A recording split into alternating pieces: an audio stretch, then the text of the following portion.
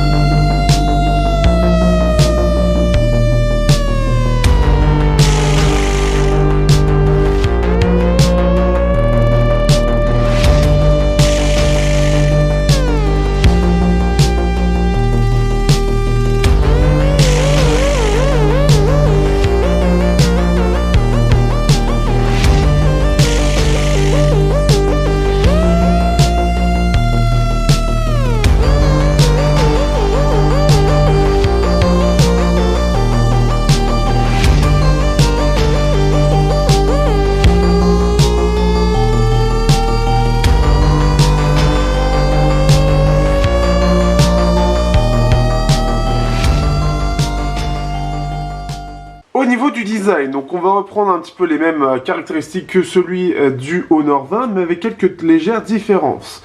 Donc on a cet écran de 6.2 pouces avec toujours le poinçon qui est présent ici en haut à gauche et toujours aussi agréable, toujours aussi discret et c'est là quelque chose qui est vraiment agréable pour le coup. Ensuite, vous avez cette tranche en métal, vous avez ici la SIM, vous avez ce dos en verre qui est très joli, qui a été un peu amélioré d'ailleurs. Les capteurs photo ici avec le capteur macro, on en reparlera. Vous avez le lecteur d'empreintes qui est d'ailleurs bien placé et qui est réactif puisqu'on n'a même pas besoin d'appuyer. Et vous voyez, il est très réactif. Les capteurs d'empreintes de chez Huawei Honor en sont toujours excellents de ce point de vue-là et ça ne change pas entre le 20 et le 20 Pro. Vous avez bien sûr la touche volume et ici, bien évidemment, ici c'est le bouton power, je tiens à le préciser. C'est-à-dire qu'on peut cliquer dessus pour le déverrouiller. On a toujours ce design qui est assez compact, donc ici ça ne change pas, vous avez le capteur de luminosité qui est ici, et vous avez toujours ce côté assez borderless, comme vous pouvez le voir, avec quand même des bords un peu plus épais que le Honor View 20, puisqu'on a aussi la tranche qui est un peu plus épaisse, mais le bord de l'écran est un poil plus épais.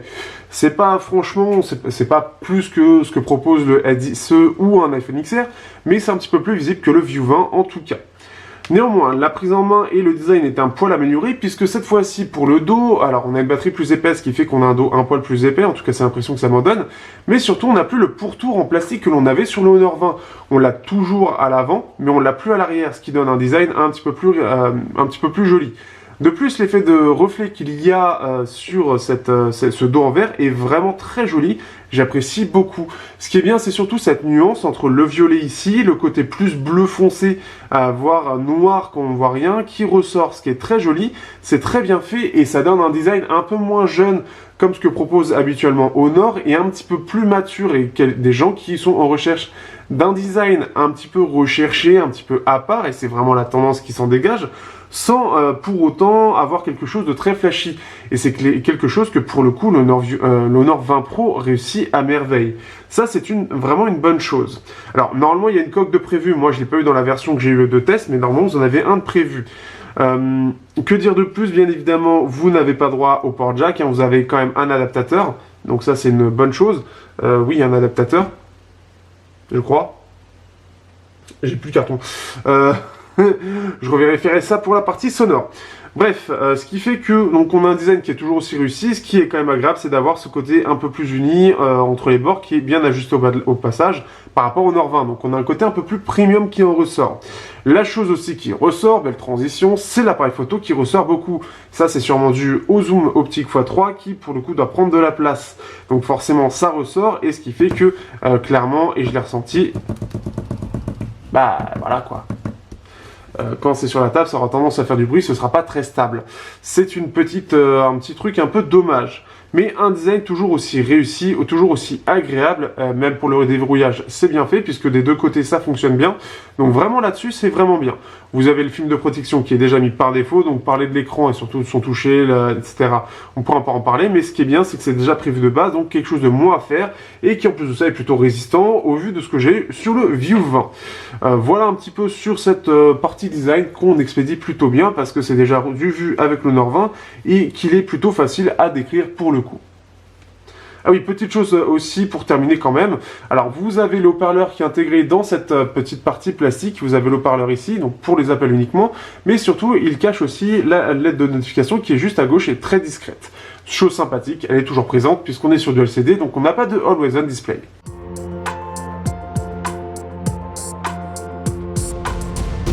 Au niveau de la surcouche, donc là on va être sur quelque chose qui, alors pour le coup, risque de ne pas être réellement, à jour pour la plupart des gens qui vont l'acheter.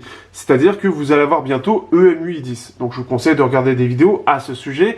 Vous en avez plusieurs qui sont déjà normalement sortis et en gros ça ressemblera beaucoup plus à Android stock. Ce qui va être quelque chose d'agréable pour beaucoup de gens je pense. Aujourd'hui, le problème qu'il y a, alors la chose que j'apprécie, c'est l'intégration de Google, de la partie Google ici pour les news, parce que c'est le bon moyen pour moi de m'informer de pas mal de choses qui sont dans mes centres d'intérêt. Vous avez ce côté un peu vieillot pour la partie ici, notifications, etc., qui a été beaucoup amélioré normalement dans EMUI 10, qui devrait pas tarder à sortir. Vous avez ici un chat qui vient me voir, que vous ne verrez pas, mais je te demande de partir s'il te plaît, et je te demande de partir, lâche-moi. Voilà. Ce qui fait qu'aussi, au niveau des applications, après, c'est des choses que vous connaissez déjà. Vous avez l'application photo, bien évidemment, le gestionnaire de fichiers.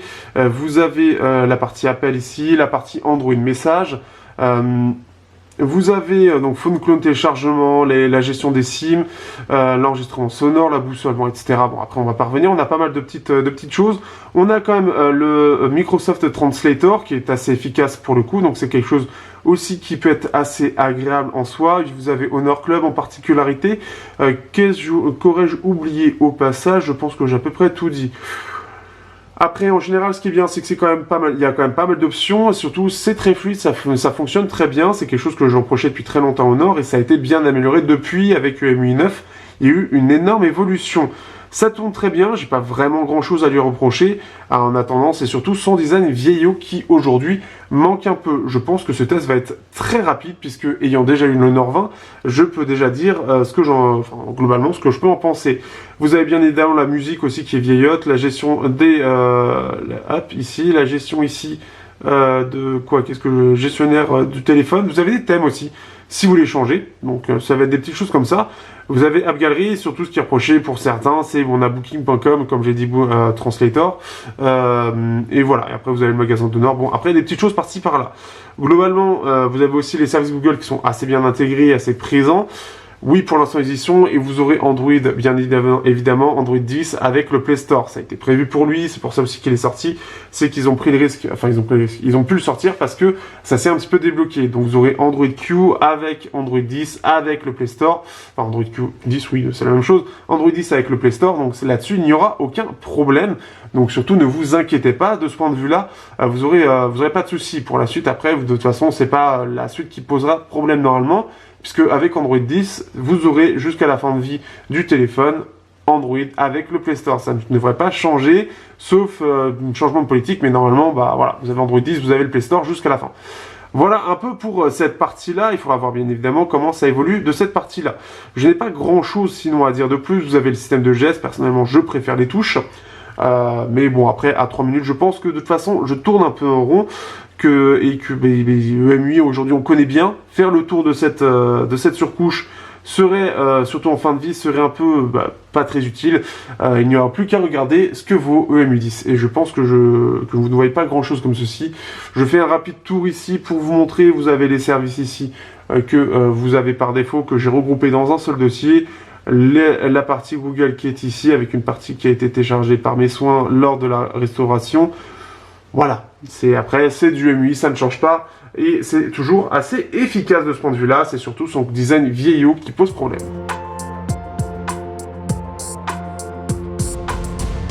Au niveau de l'écran, donc on est sur le même que le Honor 20, donc un 6.2 pouces, toujours du LCD IPS, donc toujours normalement c'est du LTPS très précisément, en 1080p avec des couleurs qui sont vraiment sympas, qui sont bien vues. On a des belles couleurs, on a quelque chose qui est plutôt neutre et qui tire un peu vers le bleu de base. Alors après, ce que vous pouvez faire, donc ça a été, moi j'aime bien parce que c'est pour ceux qui trouvent que ça tire vers le bleu, de ce que j'ai vu sur les tests, moi c'est quelque chose que j'apprécie, en tout cas en mode vif, j'apprécie. Vous pouvez le mettre en mode normal, ça va être un petit peu plus chaud et un peu plus réaliste au niveau des couleurs. Ici ça va être un peu plus vif, donc après à vous de voir, mais vous pouvez aller un peu plus vers le chaud pour, si vous voulez, quelque chose justement qui ressemble à ce que c'est normalement. Mais personnellement, je n'aime pas ce blanc à 6500K, je préfère quelque chose de plus bleu, qui pour moi représente plus le blanc absolu, on va dire, mais ça c'est très personnel. Je débite beaucoup. Alors, on va continuer avec ici. Vous pouvez changer, donc comme je l'ai montré, on peut changer de normal à vif et ainsi de suite. On peut changer la température des couleurs un petit peu comme vous le voulez, de façon légère, avec des choses simples là-dessus. Vous avez ensuite le confort des yeux, donc que vous pouvez activer ici, et donc justement pour le confort. Ce qui est dommage par rapport au Oppo, c'est que ça reste trop jaune, et donc ce qui fait que j'aurais bien aimé que quand on le force, il aille un peu plus sur le rouge, qui est plus reposant quand c'est assez intense en termes d'effet. Parce que là, on a vraiment quelque chose de chaud, ça va vraiment tirer sur le jaune, et c'est quelque chose qui peut être un peu plus désagréable, là où Oppo tire un peu plus sur le rouge, et je trouve un peu plus reposant quand il est fait fortement. Donc c'est un peu ce que je recherche aussi. Vous avez la gestion de l'encoche pour ceux qui veulent, si vous voulez la cacher ou non. Voilà un peu pour l'ensemble. Dernière chose que je voulais faire au départ, c'est la luminosité. Donc au minimum, c'est vraiment très bas, je ne vois plus rien. Et au maximum, alors ce sera assez puissant, mais en plein soleil, ça n'aura pas la capacité d'absorption que ce que propose par exemple un AMOLED qui aura tendance à mieux absorber le soleil et donc moins réfléchir ses rayons et donc avoir une meilleure lisibilité que ce que propose ce Honor. Ça reste correct, mais il est vrai qu'on aura plus tendance à vouloir de l'ombre pour lire correctement ce qu'il y a écrit à l'écran. Voilà, petite différence en tout cas que j'ai vu cet été. C'est le chose un petit peu plus dommage de ce point de vue-là. Parlons maintenant de la partie sonore. Donc on va parler d'abord de la partie ici.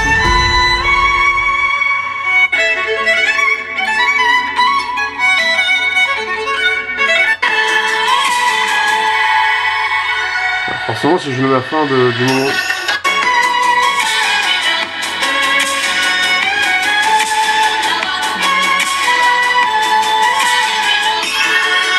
C'est un coup à me faire strike ça, mais bon. Bref, ce qui fait que pour la partie ici musicale, et notamment le parleur, donc on est sur un seul haut-parleur, et comme le Honor 20, il y a un volume qui est clairement insuffisant. Là, je suis dans un endroit calme, et j'ai baissé juste d'un coup pour que ce soit un poil moins bruyant, mais en général, je suis plus à 70% quand je veux pas trop en dire. Enfin, je veux pas trop monter le volume. Le problème principal du Honor 20 Pro, et du Honor 20 pour le coup, et même du Honor View 20 dans une moindre mesure, c'est que le parleur ici, donc déjà il est mono, ça c'est un premier problème aujourd'hui, et surtout à 600 €, ça commence à être difficile à dire face à la concurrence, bon ok ça passe, mais deuxièmement, ça manque énormément de puissance. Je trouve que le son est plutôt bon, on a une bonne séparation, on entend plutôt bien, on a une basse qui est un petit peu présente, mais ça manque très clairement de volume, et c'est le plus gros problème de ce point de vue-là. Chose positive, et pour une fois je ne vais pas faire mon sketch que je fais à chaque fois, Honor met bien un adaptateur USB-C, alors un simple adaptateur puisque c'est le DAC du Honor du Huawei, du iSilicon Kirin 980 qui fait le taf. Donc ce qui fait que vous l'avez bien dedans, je l'ai regardé dans le kit presse en tout cas il y est bien, ce qui fait que vous avez bien un adaptateur qui est prévu dedans, un simple adaptateur tout con, qui fait que bah justement bon, vous n'avez pas de jack comme le View 20, mais au moins vous avez quand même l'adaptateur. Ça c'est une chose positive, au moins ils l'ont mis. C'est dire à quel point quand même on est dans la merde côté jack pour dire au moins ils ont mis un adaptateur. Bref, ce qui fait que sur la partie sonore, utilisant le View 20 depuis longtemps, l'ayant testé déjà sur l'Honor 20, pas besoin d'aller chercher là-dessus, ça ne change pas entre les téléphones pour le coup. On a un téléphone qui, alors vous avez quelques effets, mais ce que je vous conseille premièrement, si vous utilisez le jack, c'est d'aller donc dans Huawei iSend. Alors on va connecter directement l'adaptateur que j'ai ici, avec tout qui se casse la gueule au passage, ce n'est pas grave. Et donc ce qui fait qu'on a l'effet sonore, vous mettez en mode naturel, et ce qui fait que vous aurez une qualité sonore tout à fait décente. Clairement, ça s'approche beaucoup, pour ceux qui me connaissent, du Meizu 16e. Ce qui fait qu'on a une qualité sonore qui est vraiment décente, qui arrive à driver des casques relativement performants, relativement puissants, et ce, en plus, plutôt bien, donc c'est vraiment une bonne chose.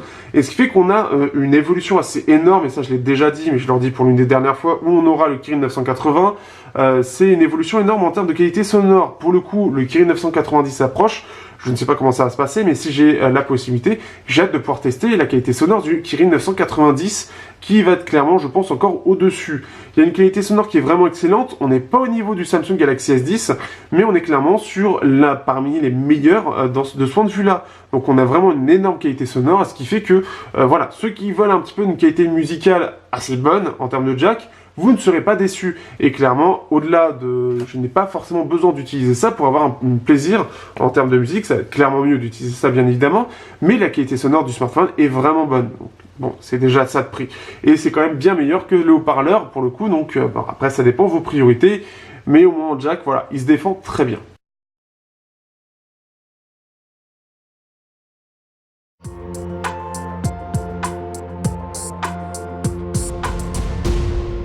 La partie photo, donc là la partie photo, on est clairement sur un appareil photo qui est très réussi et qui m'a fait vraiment plaisir pour le coup, puisque ici, donc on est sur le 48 mégapixels en ouverture 1.4, soit la plus grande ouverture à l'heure actuelle sur le marché des smartphones.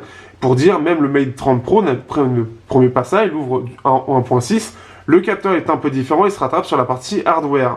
Vous avez le capteur grand angle 16 mégapixels et vous avez le zoom optique x3 ainsi qu'un capteur macro de 2 mégapixels. Clairement, on va le dire, je ne l'ai pas utilisé, c'était de la merde sur l'Honor 20, ça ne changera pas ici, c'est exactement la même chose, surtout qu'on peut utiliser de la macro de façon bien plus spectaculaire avec le zoom x3 du 48 mégapixels. Je vais m'expliquer juste après.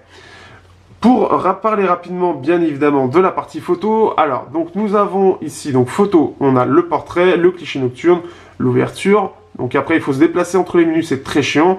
Vous avez la vidéo 4K 30 fps ici, donc qui est stabilisée, puisque le capteur là ici est stabilisé optiquement. Vous avez l'objectif AR aussi, donc si vous voulez mettre voilà, des petites choses, voilà. Ça marche plutôt bien, comme vous pouvez voir, bon après...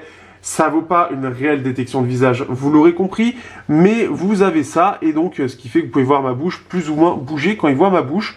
Bon, après, c'est le truc que je m'en branle totalement. Après, vous avez le mode pro. Alors par contre, il y a juste le mode pro photo, mais plus vidéo, chose que j'ai remarqué, qui est manquante. Donc c'est assez marrant. Vous avez le mode ralenti ici, donc c'est du 240 fps, voilà. Et après du 960 fps, mais c'est de l'extrapolé, hein. C'est pas du vrai. En fait, en vrai, on est sur du 240 fps, voilà. Ça, c'est du vrai ralenti que l'on a, hop, ici. Mais après, le 960 va être, surtout, c'est l'interpolé, pardon, avec des images qui vont être mises entre et qui vont être, en fait, gérées, mais qui, le résultat, j'ai pas du tout été bluffé par ce type de truc logiciel qui marche assez mal sur des trucs légèrement complexes ou un poil trop rapides. Vous avez le mode HDR qui peut être pratique dans certaines conditions. Pour le coup, je l'ai pas vraiment utilisé parce que j'ai pas réellement eu l'impression que j'étais vraiment dans des conditions mauvaises pour l'utiliser. Mais le HDR peut être parfois, dans certaines conditions, être assez sympathique. Et vous avez le mode super macro en 2 mégapixels, mais qui est tout sauf super. Pour faire très simple, donc pour la partie macro, avant de partir réellement sur la partie photo, le problème étant que il faut être à 4 cm et que c'est seulement du 2 mégapixels en ouverture 2.2. C'est problématique parce que la qualité des photos est réellement pas terrible. On a un rendu qui peut être correct, mais dès qu'on va aller sur les détails, etc., ça va être vraiment pas ouf.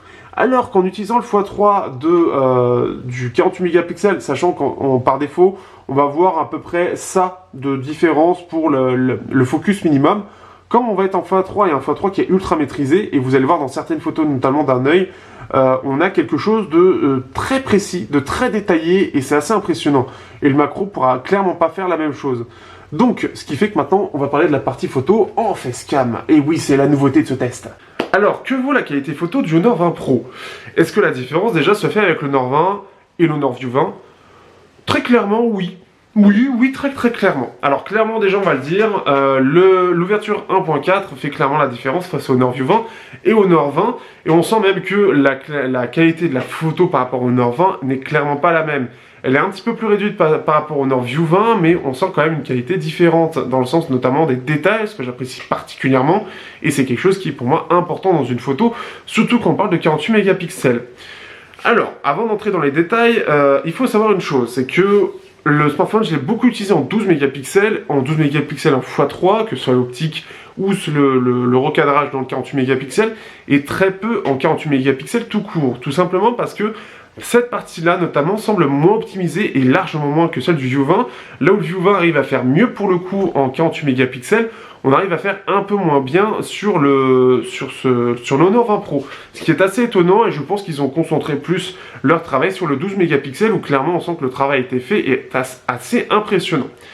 Tout d'abord, c'est surtout le rendu des détails qui est vraiment très impressionnant, que ce soit en 12 mégapixels, quel que soit le capteur, quoique le capteur grand angle, mais après je m'intéresse un peu moins à ce capteur-là, mais en x3, ou même en normal, on a une qualité de détail qui est très impressionnante. On a un rendu aussi des couleurs qui m'a pas mal impressionné. Il y a vraiment un travail qui est très différent par rapport au Honor 20, où on sent vraiment qu'il y a eu beaucoup de gens qui ont travaillé dessus et qui des gens de qualité. Très clairement, c'est pas la même cible qui est choisie pour ce Honor 20 Pro. Alors, vous aurez beaucoup de photos dont je vais parler que vous ne verrez pas parce que c'était lors d'un mariage, mais j'ai pris notamment ma copine et une autre personne. Ma copine, vous devriez la voir, et une autre personne en photo. J'ai pris un enfant photo, et je l'avais déjà montré d'ailleurs lors de la prise en main. Et le rendu photo m'a assez bluffé. Parce qu'on a un rendu qui fait parfois penser vraiment à un réflexe, et qui fait vraiment le côté un peu publicité. J'ai pris la photo d'un enfant, vous l'auriez encadré et dit « je suis photographe », vous auriez jamais dit le contraire. Et pourtant, je reviens de loin en termes de qualité de photographe. Je suis clairement pas le plus comment dire, calé sur le sujet.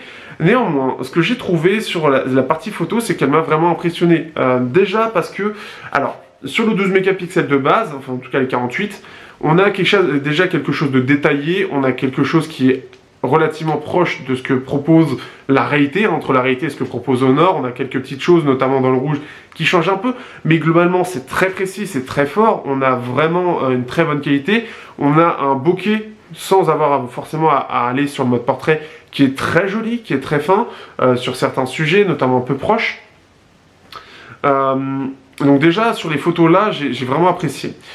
Pour la partie zoom x3, vous avez deux façons de faire. Quand vous êtes très proche en mode macro, le zoom x3 va être vraiment excellent. Et surtout, ce qui m'a impressionné, c'est que forcément, vu qu'on va faire un 3 froid, donc ça va être un recadrage sur les 48 mégapixels, donc on est normalement en 8 mégapixels si je ne me gourre pas. Mais la photo 112 mégapixels, et le plus fort en plus de ça, c'est qu'il arrive à sortir une photo plus détaillée, avec un meilleur bokeh, etc., que le Honor View 20. Là-dessus, je suis un peu sur le cul parce qu'il avait fait très fort le View 20, mais là, ils ont fait encore plus fort parce qu'ils ont réussi à faire mieux avec moins de mégapixels et avec un zoom plus fort. C'est très fort de la part d'Honor. Et je pense que l'ouverture 1.4 avec des petites pauses et plusieurs photos encore plus dans le traitement permet d'avoir une photo encore plus détaillée. Donc c'est très fort, même si j'aimerais bien que ça arrive sur mon View 20 perso, mais c'est très fort de ce point de vue-là. J'étais assez impressionné, quelques miniatures au lieu de venir du View 1, notamment celle que je rappelle, des intras de chez Revonex, les Nex 202, ça a été fait avec, et c'est en zoom x3, et c'est pas le zoom optique, c'est bien le zoom du 48 mégapixels. J'étais vraiment impressionné par la qualité et de ce que j'en ai pu en faire. Ça, c'est une première chose. Le zoom optique x3, lui aussi, s'en sort plutôt vraiment bien. On a une bonne concordance au niveau des couleurs entre les deux capteurs, et ce qui fait que forcément, on a quelque chose de beaucoup plus détaillé, beaucoup plus fin et plus naturel. On n'a pas quelque chose d'un peu plus artificiel et forcé sur le zoom x3, forcément, du capteur principal. Donc on a quelque chose de très bien, on sent que ça reprend un peu l'idée du P20 Pro forcément, et ça rend vraiment très bien. On a une distance un petit peu longue quand même pour avoir le focus minimum, donc on ne va pas l'utiliser tout de suite, mais vu l'optimisation comme j'ai dit précédemment, ça ne posera pas de problème. J'ai fait jusqu'en zoom x30 sur certains sujets, notamment comparé au Oppo Reno x10 zoom. Alors clairement, on n'est pas sur la même qualité, c'est logique. On a un zoom 2 fois moins performant et on est en 8 mégapixels contre 13. Alors je ne sais pas exactement ce qui est le plus performant. Néanmoins, globalement, on va être moins bien que ce que propose l'Oppo Reno. Mais il se défend plutôt bien et j'ai pu faire des photos en x3 qui sont... Alors, lors de mariage, clairement, vous aurez dit que ça sort... Je n'aurais pas dit que ça sort de réflexe, personne ne dirait le contraire. J'aurais dit que ça sort de mon appareil photo, oui je le crois. Clairement j'étais vraiment très bluffé de la qualité des photos. J'ai pris, encore une fois, je l'ai dit, j'étais à un mariage, j'ai pris des photos des mariés, et je peux vous dire que j'ai fait des photos plus jolies que les personnes qui avaient un réflexe sur place, qui n'étaient pas calées sur le sujet, et même le photographe qui était attitré pour faire quelques photos. J'ai fait des photos plus jolies, avec un meilleur angle, un meilleur cadrage, que ce qu'a fait le photographe qu'ils avaient pris. Alors après, c'est un mariage qui a été très particulier et assez drôle, mais j'en parlerai pas plus, ce serait méchant. Néanmoins, j'ai fait des photos, mais ahurissantes. Et ce qui est bien, c'est qu'en plus, le mode portrait va prendre en compte s'il y a plusieurs personnes. Donc les deux mariés côte à côte avec une calèche derrière, eh bien, on avait un détourage vraiment excellent et un bokeh très joli, vraiment type réflexe, avec la calèche derrière, vraiment un très beau flou. Enfin, c'était vraiment impressionnant. J'ai fait des photos, je pensais pas. Surtout que je l'ai eu à la veille à ce moment-là, et j'étais assez bluffé des photos. Clairement, il m'a vraiment bluffé. Il m'a vraiment totalement bluffé. J'ai vu aussi Alexis de Honor qui a fait quelques photos quand il est parti en vacances. J'ai aussi réagi en disant « Ah ouais, ça pique ». Alors, dans tout ça, alors avant de donner la note négative quand même par rapport à tout ça, parce que je suis assez élogieux, il faut le dire, mais j'ai été vraiment bluffé, et vous le verrez dans l'album photo, hein, tout simplement, ou même dans les photos qui s'affichent. Il y a aussi le mode nuit. Le mode nuit, là on a un mode nuit à 500 €, sans partir sur un téléphone trop cher, qui est juste ouf. Alors forcément, on est chez Huawei Honor, ils ont fait un travail ouf dessus, mais là on est en ouverture 1.4 et on reprend, alors, un peu à mon grand regret aussi, c'est un peu la même chose que le P30 Pro, sauf que cette fois-ci, il n'y a pas le côté jaune. Mais on a ce côté nuit, que ce soit en mode auto ou en mode nuit, qui est juste extrêmement ouf en termes de plan technique, mais par contre, on perd sur la qualité de l'ambiance. Et ça, c'est un problème. C'est un problème que moi, je n'aime pas, parce que j'aime bien garder l'ambiance de la scène, de ce que l'on voit. Et en général, les modes nuit, notamment chez Huawei, j'en avais déjà parlé sur le P30 Pro, le gros problème, c'est que ça a tendance à être beaucoup trop éclairé. Mais genre, beaucoup trop éclairé. Le problème, par exemple, c'est je vois une nuit noire, lui, il voit une nuit bleue. Ce genre de choses. Je vois un noir complet, lui, il y a des projecteurs derrière. La chose que j'ai déjà dit sur le Pixel 3, etc. Le problème, c'est qu'on n'a pas le choix entre le mode nuit ou le mode auto qui va aller sur des réglages visuellement plus adapté à ce que l'on voit nous, on va dire. Ici, que ce soit en mode automatique ou en mode nuit, il verra toujours de façon beaucoup plus que nous. Donc c'est vraiment impressionnant sur le plan technique, surtout qu'on est sur un smartphone à 600 € qui n'est pas des plus hauts de gamme. Bon, après il a eu son sur Dexo, il n'est pas des plus hauts de gamme et même par rapport au View 20, la différence est juste dingue. Donc ce qui fait que c'est très ouf. Après ça dépend de ce que vous cherchez. Mais clairement, si vous voulez garder l'ambiance de nuit, il faudra retoucher la photo, ce qui est un peu dommage. J'aurais aimé garder l'ambiance de nuit, l'ambiance que je vois, et là c'est trop, c'est vraiment trop. Dans le côté négatif, alors pour la vidéo, je vous la mettrai normalement dans la photo si je n'oublie pas, dans le côté négatif, c'est le capteur grand angle. Le problème du capteur dans grand angle, c'est qu'il est d'un côté trop froid au niveau des couleurs et trop désaturé. Ce qui fait que c'est un peu le petit bémol de toute cette photo qui est super réussie sur tout le reste.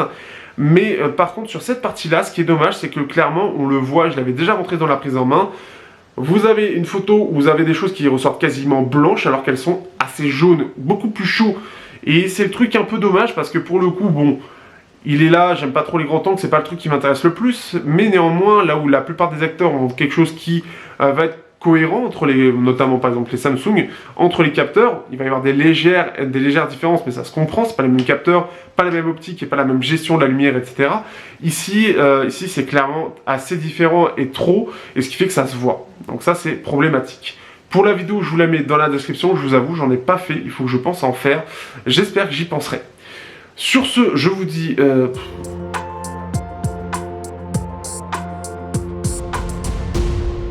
Pour la partie autonomie, on se retrouve ici avec une batterie de 4000 mAh, donc soit la même chose que le Honor View 20. Très clairement, j'ai eu la même expérience que le Honor View 20. C'est-à-dire que j'ai eu une expérience absolument incroyable avec. C'est-à-dire que c'est l'un des rares smartphones aujourd'hui à fournir une autonomie d'entre 8 minimum à 11 voire 12 heures grand maximum en Wi-Fi, en 4G ou en Wi-Fi. Globalement, on va être sur du 9 heures en 4G sans limitation particulière. Ce qui est pas mal du tout. Oui, ça fait partie des hauts concurrents que l'on retrouve un petit peu partout,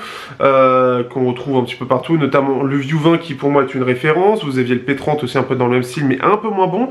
Le Mate 20, je sais pas ce que ça donne réellement.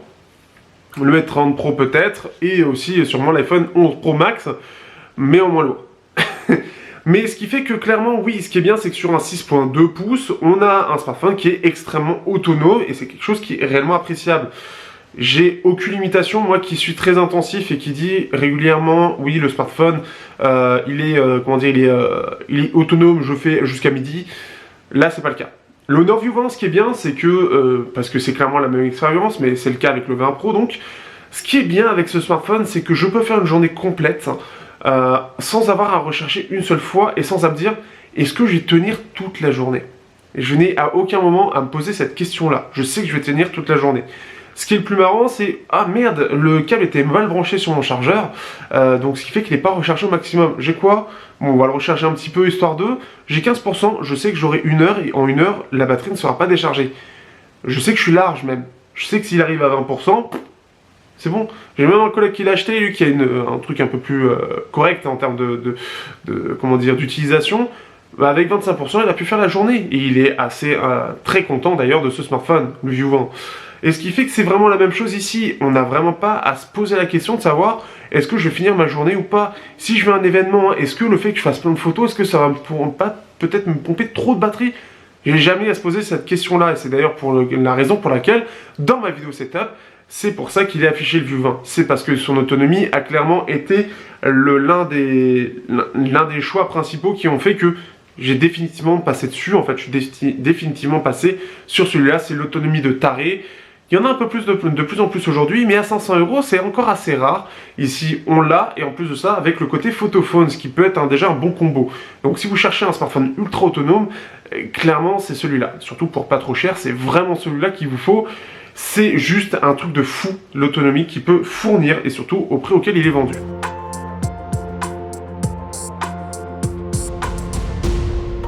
Pour la partie benchmark, donc là je suis avec la version 8 Go de RAM, on est sur un Kirin 980 qui est en 7 nanomètres, octo-cœur, des cœurs haute performance et des cœurs donc basse fréquence, sachant qu'on en a deux très haute performance à 2,6 GHz avec des Cortex A76, deux haute performance en Cortex A75 à 1,9 GHz et 4 à basse performance, enfin basse consommation d'énergie à 1,8 GHz. Bon, le côté on le topo on le connaît. Les résultats maintenant, qu'est-ce que ça donne? Eh bien, on a un score qui est assez étrange puisqu'on est en dessous des 10 000. On fait ici 3277 et 9662. Et justement, si je compare avec ce que j'ai eu il y a quelques temps de ça, on était ici le 26 juin avec le... non, c'est pas lui. Lui, c'est quoi? Non, c'est pas lui non plus. Ici, c'est quoi le 25 janvier? Ah non, bah non. Ce qui fait que ça reprend un petit peu le score ici du Honor View 20. Donc on a un petit peu, mais alors très légèrement en dessous de ce que proposent les 10 000 points. On peut parfois l'arriver, mais ici c'est un petit peu moins, c'est un peu limité. D'ailleurs c'est ce qui en ressort ici sur, hop, ici. Alors, oh putain, j'espère que il me l'a pas fermé. Il me l'a fermé. Est-ce que j'ai pris la photo? J'ai pas pris la photo. Ça c'est très très con. Et c'est très con. Bref, ce qui fait que, bon alors, CPU Throttle, en gros, il ne tient pas complètement les performances. À un moment donné, il va se couper à 50% de performance. Donc pendant plusieurs fois, pendant 3 fois d'ailleurs pendant les 15 minutes. Après les 8 minutes, en gros, ça le fait 3 fois. À un moment donné, il revient à 100% et il se remet à 50%. C'est quelque chose que j'ai déjà vu. Après une petite mise à jour pour le régler. J'avais déjà vu sur le Norview 20 quand j'avais voulu retester. Et une autre fois, ça avait fonctionné à 100%. Il avait perdu 10% de ses performances. Un peu étrange de ce point de vue là, mais ce qui fait que là, comme il est en 6.2 pouces, c'est un petit peu plus limité, il a un peu plus de mal à se refroidir, et ce qui fait que il va aussi énormément. Mais là où la plupart des smartphones ont tendance à descendre en termes de performance, ici c'est assez brutal puisqu'il va couper des cœurs pour refroidir avant de les réactiver. Donc c'est un peu plus abusé, on va dire. Et ce qui fait qu'en termes de performance graphique, ici, pareil, ça va plus se limiter que le Norview 20. Là où le Norview 20 se limite, alors il commence ici à 3207. Vous pouvez voir normalement le graphique ici. 3207, et ici on a une très grande chute très rapide puisqu'au bout de 3 minutes il va descendre à 1396, ce qui est assez bas, il faut le dire. On chute de plus de la moitié des performances. On l'avait déjà vu, je crois que le Nord 20 c'était à peu près pareil, c'était à 1500, ici on est à 1400, et ce qui fait qu'il chute énormément. Pareil, il doit y avoir peut-être un refroidissement qui est un peu moins performant. Néanmoins, à 1500, on va faire tourner tous les jeux, on va le voir juste après, là-dessus. Mais ça se limite beaucoup plus que le Honor Viewer là-dessus. Ça a quelques remontées, on le voit ici notamment. Ça remonte un petit peu à 2800 à un moment donné, après à 2400. Mais sinon, la plupart du temps, il reste au plus bas. Ce qui est un peu dommage d'ailleurs de ce point de vue-là, parce que c'est pas forcément... c'est un peu moyen. Par contre, qu'est-ce que ça permet derrière? C'est surtout l'autonomie que l'on voit ici. Là où un 855 est testé sur l'Oppo Reno, qui a une batterie de 4000 aussi, on avait 3 heures, ici on a 5 heures d'autonomie. Ce qui n'est pas rien, et c'est une chose qui est très positive aussi, c'est que quand vous allez jouer à des jeux, pareil, il va être très autonome, sans pour autant, forcément il sacrifie un peu les performances, mais ça ne se verra pas, parce qu'à 1500, clairement, la plupart des smartphones, la plupart des jeux, tourneront sans problème. Donc là où on est plus en général vers les 3 heures, 2 heures, selon les smartphones, ici on va être un peu plus, et on va être un peu plus autonome, et ça c'est une bonne chose pour les gamers.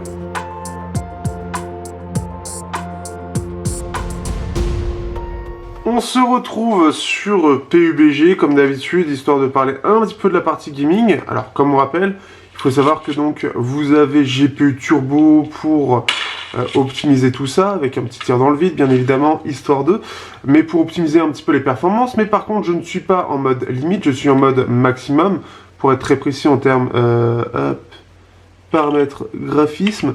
Je suis en mode ultra et normalement vous avez limite qui est encore plus haut et qui est débloqué pour les Snapdragon, en tout cas les Snapdragon 855, mais qui ne l'est pas pour les pour celui-là, parce que il est moins performant. En effet, comme il ne tient pas les 3500, il ne tient pas les 2800 même, et qu'il est à la moitié, forcément il va être un peu plus limité en termes de performance et donc aussi en changement graphique. Alors, on va essayer de trouver... Ah, bah tiens, un ennemi. Il y avait bien un ennemi, là? Ah oui. Bon, bah ça a été rapide, hein.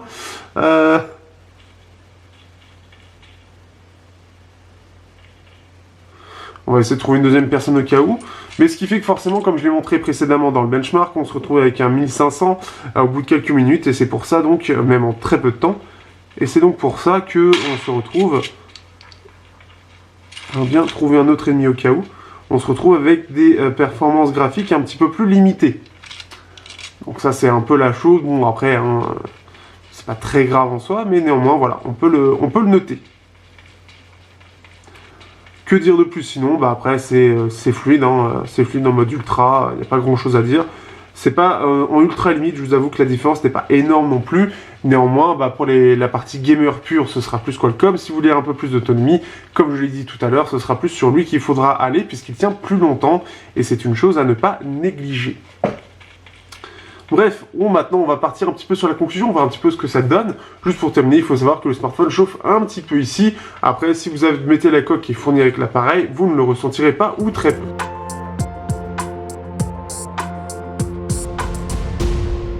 Alors, que peut-on conclure donc de ce smartphone, de ce Honor 20 Pro? Alors, déjà, pour ceux qui cherchent un appareil qui soit bon en photo pour pas trop cher, déjà, je trouvais que le View 20 était assez bon. Le Nord 20 m'avait un peu déçu parce qu'il était un peu moins bon. Le Honor 20 Pro, clairement, il casse un peu la baraque. J'étais pas prêt pour le prix. Alors bien évidemment, il y a une concurrence qui est très lourde, hein, les S10 qui ont descendu en termes de prix, etc. Ici, on a le côté polyvalent, on a le x3 aussi qui est assez rare aujourd'hui, encore à l'heure actuelle sur les smartphones. On a un 48 mégapixels qui est optimisé. C'est beau, tout simplement, et ce qui fait que je comprends un petit peu la note de 111 sur DxO qui est excellente, même si maintenant c'est 113 et il est à 3ème marche du Paronium, hein, puisqu'il y en a 2 à égalité, donc c'est quand même très fort et je m'attendais pas du tout à ce qu'il soit aussi bon, et clairement dans la réalité j'étais aussi assez bluffé par le capteur principal et le zoom, et c'est vraiment fort que ce soit de jour ou de nuit. L'ouverture 1.4 fait la différence pour le capteur principal et arrive à faire des photos vraiment excellentes. Je vous aurai de toute façon l'album pour vous faire votre idée. Ce qui est un petit peu moins bien sur la partie photo, c'est les capteurs grand angle où les couleurs sont un peu moins bien. Vous pouvez les rattraper en faisant de la retouche, néanmoins c'est pas normal, et en espérant qu'une mise à jour règle ça, parce que pour moi, réellement une mise à jour pour régler ça, là où P30 Pro, rien n'a été fait par rapport à ça. Néanmoins, j'espère que ça va être changé, surtout qu'avec le changement de programme de DxO qui inclut maintenant le grand angle, il y aura peut-être des améliorations qui seront apportées lors des mises à jour. Mais sur la partie photo, clairement, il m'a assez bluffé. Si vous êtes un petit photographe ou que vous aimez beaucoup faire de photos et que vous amusez à ça, et que vous voulez faire des belles photos en toutes circonstances, clairement, l'Honor 20 Pro, vous allez l'adorer, très très clairement, surtout si vous êtes fan de zoom ou de macro, vous allez vraiment adorer. Il est vraiment génial à utiliser, comme vous l'avez vu, et je me suis vraiment éclaté dessus comme jamais, et j'ai fait des photos incroyables à un mariage que vous ne verrez jamais, mais j'ai fait des photos vraiment incroyables, et je m'attendais pas du tout à un tel rendu. Donc c'est très très fort, je suis très content de cette partie-là, et voilà, pour la partie photographe, vous allez vraiment vous éclater. Vous avez aussi la partie autonomie qui est toujours excellente, et clairement c'est la même chose que le View 20, donc 10 heures écran allumé à peu près en moyenne, c'est juste fou, et c'est clairement le smartphone, si vous cherchez en plus de ça une bonne autonomie, que ce soit pour la vie de tous les jours ou pour les jeux ou pour faire des photos, vous serez bluffé. Clairement, c'est parmi les plus autonomes que j'ai eu à l'heure actuelle, et Honor a fait, bien évidemment, a fait un travail juste absolument incroyable sur les smartphones et sur l'autonomie des smartphones. D'autres concurrents se ramènent, mais par exemple, le S10 Plus, il fait pas mieux. Le Note 10 Plus le fait aussi, mais il est plus grand. L'avantage, c'est surtout qu'on est sur un 6.2 pouces. Alors, on a le 6.4 du View 20, qui est un poil plus grand, mais du 6.2 pouces, aujourd'hui, on en a de moins en moins. Enfin, c'est 6.26 pour être précis. On en a de moins en moins. Donc, pour avoir une très grosse autonomie avec une petite taille, c'est quand même compliqué. Et Honor le propose, et ça, c'est une excellente chose. On a une autonomie de dingue, une autonomie de haut de gamme phablette, alors qu'on est quand même sur de la phablette, mais plus compacte. Donc c'est très fort de ce point de vue-là. Après, globalement, il est complet. Le petit regret, c'est quand même l'écran LCD. Hein, avec le grand angle, on va dire, c'est les deux soucis de ce smartphone. C'est l'écran LCD. Ce qui fait que le lecteur d'empreinte est quand même sur le côté et vachement mieux placé que le View 20. Et là-dessus, il est très efficace et il est très bien placé. Ce qui fait que c'est pas si grave pour moi de ne pas l'avoir parce que il reste accessible quelle que soit l'orientation du smartphone. Après, il faut juste bien sûr avoir les doigts enregistrés. Mais moi qui ai 2-3 doigts enregistrés, il n'y a aucun problème pour le déverrouiller. Ce qui est quand même extrêmement agréable et il est très réactif. L'écran LCD aussi est quand même bien réglé, il est quand même bien lumineux et globalement agréable, donc ça c'est une bonne chose aussi. Le poinçon ne se voit pas, c'est quelque chose aussi que j'apprécie beaucoup, donc ça c'est aussi quelque chose qui est vraiment bien et qui pour le coup, quand on n'a pas d'AMOLED, il manque juste ça en fait, il manque juste un petit peu d'AMOLED pour l'écran, mais bon, réservé exclu Samsung. Ce qui fait qu'à ça, le petit souci aussi, c'est bien évidemment, alors autant on a l'adaptateur jack, même si on n'en a pas, au moins on a l'adaptateur, et le son est vraiment bon. Par contre, le haut-parleur, il serait déjà peut-être temps de passer au double haut-parleur et surtout d'avoir quelque chose d'un peu performant. Parce que clairement, c'est clairement pas à la hauteur d'un smartphone à 600 balles. Et là, ça pique un peu plus. Le Honor 20, ça pouvait encore un petit peu passer vu son placement, mais le Honor 20 Pro au moins. Vendu à 600 €, il y a beaucoup de concurrence qui offrent du double haut-parleur et ça commence à être un peu limite qu'on n'a pas au moins un haut-parleur bien puissant. Là, c'est la chose qui n'a pas été faite et au moins avoir un haut-parleur puissant, c'est au moins ça, quoi, le minimum. Là, c'est pas le cas et là, ça pique un peu. Ce qui fait que globalement, le smartphone est surtout bien équilibré et il excelle dans plusieurs choses, que ce soit l'autonomie, le lecteur d'empreinte, un écran qui soit plutôt bien, la compacité et surtout la photo qui est clairement son credo. Il est très réussi, le tout dans un design qui est à la fois recherché avec ce système toujours de reflet qui est propre à la gamme Honor, tout en restant beaucoup plus discret et accessible, entre guillemets, une cible un peu plus large que les jeunes. Et ça, c'est aussi une chose qui peut être agréable et qui peut être bien perçue. En tout cas, c'est comme ça que je le perçois. Mais c'est un smartphone qui est vraiment réussi, qui m'a vraiment bluffé, et pour moi il manquerait juste la prise jack personnellement, pour avoir un smartphone quasi parfait. Le double parleur serait aussi le petit bonus sympathique. Mais clairement, il a quasiment tout pour lui, même la concurrence, même face à S10 Plus, il se défend très très bien, et face à S10 encore plus, pour encore plus de choses. Et vraiment là-dessus, il m'a bluffé parce qu'il se met vraiment face à la concurrence. Il manque vraiment pas grand-chose pour réellement faire la différence et devenir un incontournable. Mais déjà pour la photo, clairement, et surtout que si vous aimez le zoom et que vous aimez les photos très éclairées en basse lumière, vous allez réellement apprécier ce téléphone. En tout cas, j'ai vraiment énormément apprécié. J'espère que vous aurez apprécié donc ce test. N'hésitez pas à liker, partager, commenter comme d'habitude, ça ne change pas. N'hésitez pas aussi, si vous voulez me soutenir, vous avez tout dans la description, hein, Tipeee, Utip, etc. comme d'habitude. C'est toujours un plaisir et ça me permet toujours de financer des petites choses. Vous avez les liens affiliés aussi, donc ce qui fait que vous avez tout. Voilà un peu quoi dire. Je remercie bien évidemment les tipeurs déjà participants qui s'affichent bien évidemment à la fin de la vidéo, que je réserve pour les tests complets pour le coup, puisque c'est là où pour moi c'est le côté un peu pratique. Mais ce qui fait que voilà, je vous remercie de votre participation comme d'habitude, ça fait toujours plaisir et ça fait toujours du bien à la fin du mois, surtout qu'on est un peu à zéro à certains moments. Comme en ce moment. Bref, bon, ça arrive, hein, de toute façon, ça arrive à tout le monde. Il n'y a pas de chose particulière ce mois-ci, c'est juste que j'ai très peu de marge. Bref, je raconte ma vie. Merci à vous et à bientôt pour un prochain test sur Teknoid.